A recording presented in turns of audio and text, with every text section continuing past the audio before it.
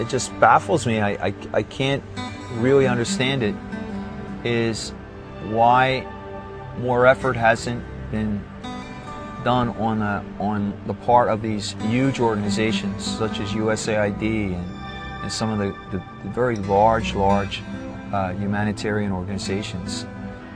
And you say to yourself, why can't more be done? We have almost 500,000 people, and there's no free school system. But what they really need are schools. The kids in those classrooms are born into a world where you and I would not be caught dead. Their nightmares are real. They're hungry all the time.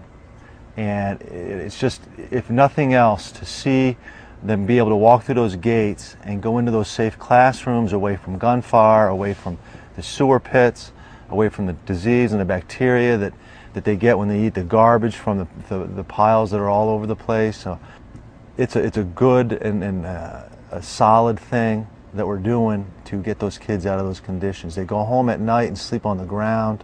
When it rains, they sleep in mud. Rats come in at night, bite the infants, they get infected, and it's a tough place. And our hope is that these schools are bringing a little bit of peace, a little bit of comfort and love into the lives of kids who live in a place as close to hell as we can imagine.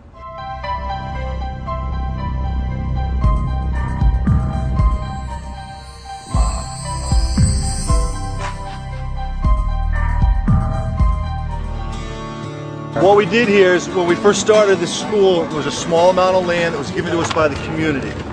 As more and more children came to the school, we needed to expand, and there wasn't enough space. And we kind of worked out a deal where they would give us an enormous amount of chunk of land in the back that we'll see in a minute, and in exchange, we would build a certain amount of houses for those people who are living under cardboard and under pieces of tin. And by doing that, we gave some work, and we provided much needed homes for people who are living in the mud. So what's unique about this school is that Nelson built the desks with cement. Now, if you look a little bit, we don't have any desks made out of wood here. Yeah, you don't tell them why though, because they would steal them maybe. That's why. They walk off at the desks at the end of the year.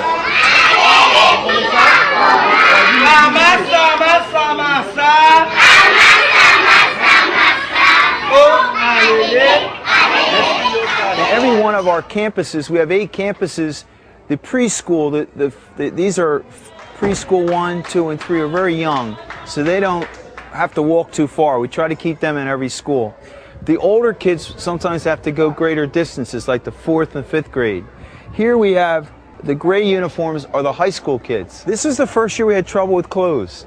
A lot of the kids could not come to school because they had no clothes. A lot of the kids, or parents, just won't bother sending the kids to school because, you know, too much money for a uniform. And most schools in Haiti, you have to come up with your own uniform and your books and a little bit of tuition money. And, you know, in some ways, they're small businesses for people.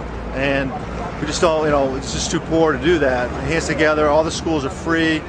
And our approach is a different philosophy. We have parents do different jobs, cleaning, helping with the cooking, sewing the uniforms, so they pay their tuition by working in the schools themselves. One of the things we've been very much trying to do is to move away from the lecture type thing. In Haiti, it's a French system, it's just the teacher just talks and talks and talks, and then they have memorization. They memorize, they memorize, they memorize. What we're trying to do is get them to go into discussing more. So we arrange whenever we can, arrange the classes in more of a face-to-face discussions, and to minimize the professor talking.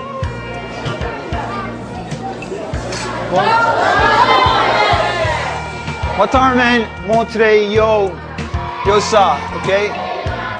We know that so many young people need education, and it's really the only way that the country will ever change. I think it comes back to a certain spirituality that keeps us going. And I keep going back to what Mother Teresa of Calcutta once said. She said, don't give in to the temptation that you're not doing something significant about this world of ours. Don't feel overwhelmed by what you see or hear. Just make a resolution that the next person who comes into your space will walk away a little better and a little happier. If you think too big, you're just going to be overwhelmed. If you think small, if you can think, okay, the next child we meet, we'll try to do something for her or him.